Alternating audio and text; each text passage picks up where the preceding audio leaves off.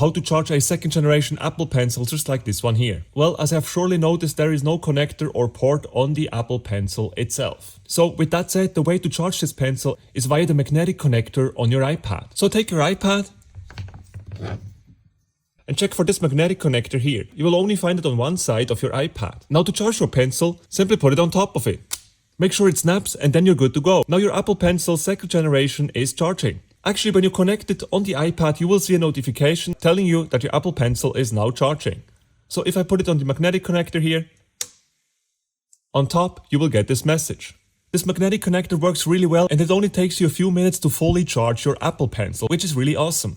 Please let me just clarify one more thing. If your iPad does not have this magnetic connector, then you cannot use your Apple Pencil 2nd Gen with it. So if you don't have this connector on your iPad, you would need to buy the Apple Pencil 1st generation, which looks like this here.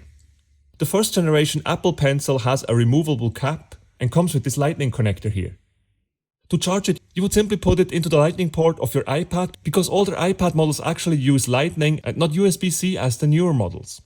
And that's all you need to know about how to charge the Apple Pencil 2nd generation. If you enjoyed this video, make sure to smash the like button and subscribe to my channel for more iPad tutorials.